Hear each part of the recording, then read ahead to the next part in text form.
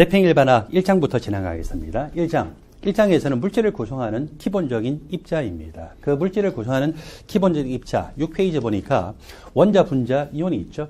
원자라고 하는 것은 정기적으로 중성인 입자 중에서 가장 작은 입자인데 단서가 있어요. 뭐가 있어야 됩니까? 반드시 핵과 전자가 있어야 되죠. 그러면서 정기적으로 중성이 가장 작은 입자를 원자라고 이야기합니다. 여러분들이 아시다시피 이 정기적으로 중성인 입자, 원자보다 더 작은 게 있나요? 예, 중성자가 있어요. 근데 중성자는 핵과 전자가 있는 게 아니잖아요. 그래서 이렇게 이 두 가지 요건을 만족하는 가장 작은 크기 단위의 입자를 우리는 원자라고 합니다. 그러면 분자는 뭐냐? 우리는 금속 원소와 비금속 원소를 배웠어요. 금속은 전자에 이뤄서 양이온이 되기 쉬운 원소, 비금속은 전자를 얻어서 음이온이 되기 쉬운 원소인데 두 개 이상의 비금속 원소가 공유 결합을 해서 한 개의 입자를 구성하면 그것을 분자라고 이야기를 하죠. 분자 사이즈가 항상 원자 사이즈보다 큰 건 아니에요. 분자 중에서도 수소 분자 같은 경우에는 수소 원자 두 개가 모였고 수소 원자는 가장 작은 원자들 중에 한 개잖아요. 수소 헬륨이 가장 작은 원자들인데 그거 두 개가 모여가지고 결합했으니까 이것보다 더 큰 원자들도 있겠죠. 그래서 18족 원소라든지 안 그러면은 NA라고 하는 원소는요. 원자 한 개만 하더라도 원자 반지름이 대부분의 비금속 원소하고 전이금속 원소보다도 훨씬 더 커요. 그래서 이것 때문에 이 분자라고 해서 무조건 원자보다 작다라고 생각하시면 안 됩니다. 그 다음에 이온이라고 하는 것은 정기적으로 중성이 아닌 모든 입자를 말합니다. 정기적으로 중성이 아닌 입자는 Na+도 있어요. Cl-도 있죠. 암모니아 분자가 있었는데 NH3가 H+하고 결합해서 플러스 1가 나타나면 이것도 뭐가 됩니까? 바로 이온이 되겠죠. 그리고 여러분들이 알고 있는 분자량이 수십만에 해당되는 단백질 입자가 있는데 단백질 입자 중에서 한쪽 끝만 예를 들어서 이온기로 나타날 수가 있어요. 이쪽은 이 카르복시 분자 상태 그대로라고 생각하시면 되겠죠. 그러면 이 H+는 다른 어떤 물질에서 받았다라고 생각할 수 있는데 하여튼 정기적으로 중성이에요? 중성 아니에요? 중성 아니죠? 그럼 이 단백질 입자는 뭐라고요? 이온이 돼요. 그래서 이온은 원자가 한 개짜리인지 원자가 수십만 개짜리인지 상관없이 무조건 정기적으로 중성이 아니면은 그러면은 이온이다. 정기적으로 중성이 아니다라고 하는 것은 어떻게 표현하냐? 정기적으로 플러스 1가인 것은요. 양성자 한 개의 전하량이에요. 정기적으로 마이너스 1가라고 하는 것은 전자 한 개의 전하량이죠. 단백질의 분자량이 수백만인데 이 단백질을 구성하고 있는 탄소나 수소나 산소나 질소 같은 그런 원소들의 핵의 양성자수를 다 더해요. 핵의 양성자수를 다 더하고 그러면은 플러스 몇백만가 또는 플러스 몇 천만가 이렇게 나오죠. 그리고 또 그 전자껍질에 있는 전자개수를 다 더해요. 그럼 전자 한 개당 마이너스 1가이기 때문에 그런 전자개수가 1000만 개라면 몇 가가 될까요? 마이너스 1000만가가 되겠죠. 그래서 마이너스 몇 가 이렇게 되는데 요 플러스가 더 크면은 그러면은 양이온이 되고 마이너스가 더 크면은 음이온이 되겠죠. 그래서 양성자 개수보다 전자 개수가 많으면은 음이온이 되고 양성자 개수보다 전자 개수가 적으면은 양이온이 된다. 즉 총 양성자수와 총전자수가 다른 입자가 바로 이온입니다. 그리고 그 밑에 보니까 주의 표시가 있어요. 조한길이 여러분들을 향해서 쓱 웃고 있죠. 정면으로 쳐다보고 있는 이 조한길 정면 사진은요. 주의 표시예요. 여러분들 앞으로 이제 그렇게 생각하세요. 원소라고 하는 것과 원자의 차이죠. 원소라고 하는 것은 원자하고 기본적으로 다른 용어예요. 그러면 원소의 아이덴티티는 뭐에 의해서 나타나느냐? 여러분 밑줄을 딱 그어놓으세요. 양성자 수에 의해서 결정돼요. 물론 원소기 때문에 전자가 몇 개이거나 상관없이 항상 핵은 한 개이죠. 그 핵 속에 있는 양성자가 10개다. 그러면은 전자개수와는 상관없이 네온이라고 하는 원소.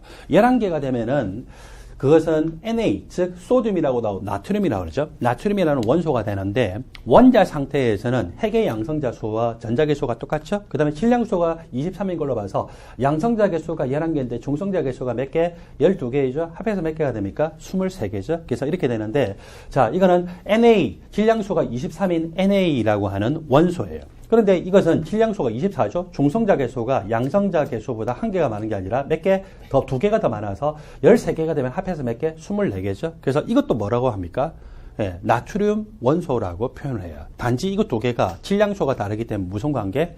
동위 원소 관계라고 표현할 뿐이고 이것도 나트륨이고 이것도 나트륨. 요즘에는 이걸 나트륨이라고 하지 않고 또 어떤 용어를 많이 씁니까? 소듐이라고 쓰죠. 나트륨이라도 써도 되고 소듐이라도 써도 돼요. 그래서 이렇게 소듐이라는 원소. 질량수가 더 많아도 소듐이에요. 이온이 돼도 소듐 이온. 이거를 여러분들이 나트륨 이온이라고 하지 않고 다른 이온이라고 하나요? 안 하나요? 하나죠. 앞에 무슨 글자가 들어갔어요? 나트륨 또는 소듐이라는 말이 들어갔죠. 그 말은 뭐예요? 소듐이라는 원소이면서 이제 중성 원자는 아니고 이온이라는 거죠. 그래서 이온이 0이든지 아니든지 또는 중성자 개수가 몇 개든지 상관없이 하여튼 핵이 한 개인데 그 핵 속에 양성자 수가 몇 개냐에 따라서 규정되는 것이 바로 원소라고 하는 물질의 종류를 구분하는 가장 작은 분류의 단위죠. 자, 우리는 원자에 대해서 배웠어요. 원자는 핵과 전자를 가지고 전기적으로 중성이다. 전기적으로 중성이라는 것은 핵에 있는 양성자 개수와 전자 껍질에 있는 전자 개수가 같다는 의미이고 그런 가장 작은 입자가 원자인데 원자를 구성하는 입자를 보니까 뭐가 있어요? 핵과 전자가 있죠. 또 핵 속에는 양성자와 중성자가 있습니다.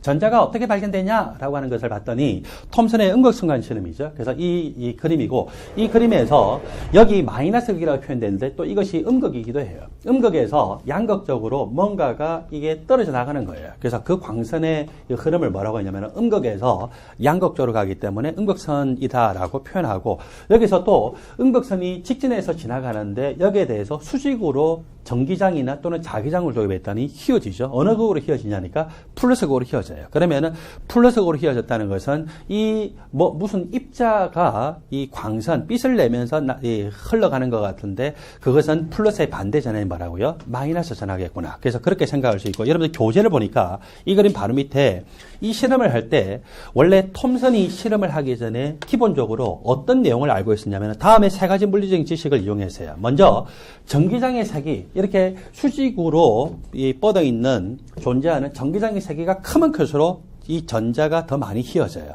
전자인지 모르지만 마이너스 입자인지는 모르지만 하여튼 그거가 더 많이 휘어진다는 걸 알았죠. 그 다음에 요 입자가 몇 가인지는 모르지만 입자의 전하량이 크면 클수록 어때요? 더 크게 영향받아서 더 많이 휘어질 거다.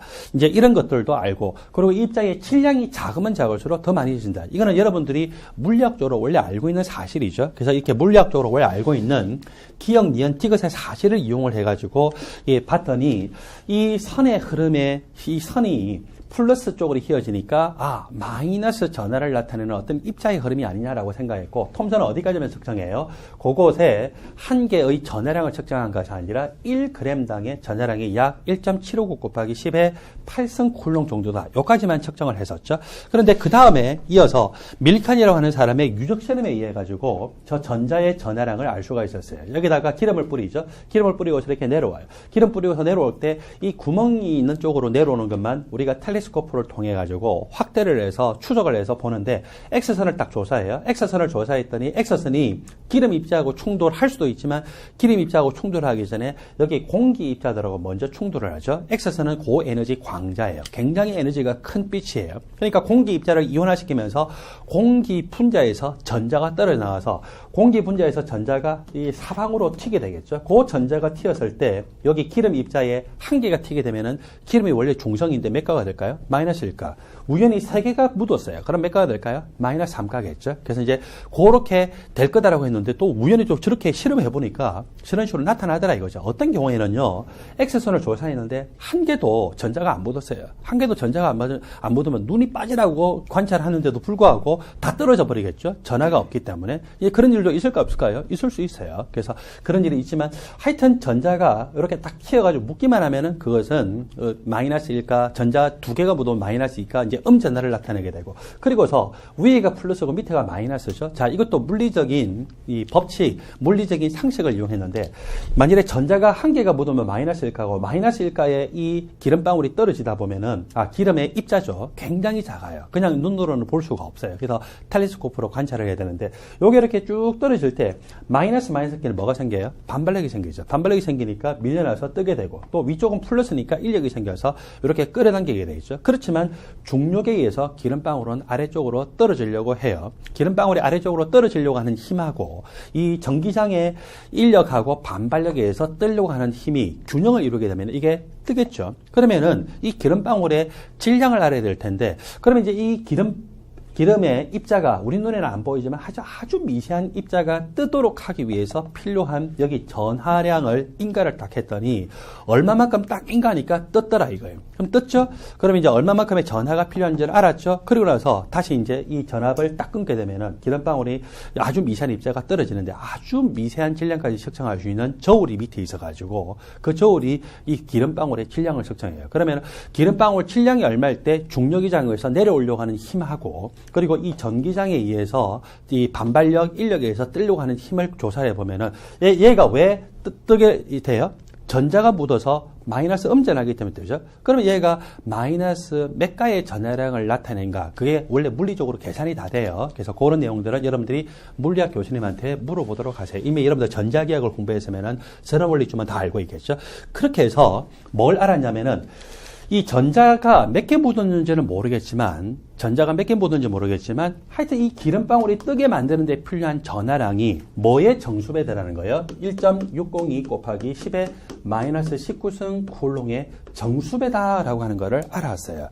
물론 전자니까 마이너스겠죠? 그래서 이거의 정수배인 거를 보니까 그러면은 전자 한 개의 전하량이 얼마라고요? 저만큼이구나 라고 하는 사실을 알았겠죠? 그리고 여러분들 제일 밑에 6페이지에 제일 밑에 보니까 그러면은 전자 한 개의 전하량도 알고 또 우리는 뭘 알았냐면은 전자 1g의 전하량이 얼마라고요? 1.789 곱하기 10의 8승 쿨롱 정도다라고 하는 사실도 알았습니까? 1.769 곱하기 10의 8승 쿨롱 정도라는 거 알았어요. 요거 대 전자 한 개의 질량은 얼마인지 모르죠? xg. 요거 그리고 전자 한 개의 전하량 얼마? 1.602 곱하기 10의 마이너스 19승 쿨롱이죠. 그러면 전자 한 개의 질량도 측정할 수 있습니까? 예, 그렇게 측정할 수가 있어요. 그렇게 해서 전자 한 개의 질량을 측정해 보니까 얼마? 9.11 곱하기 10의 마이너스 28승 g으로 측정이 되더라는 거죠.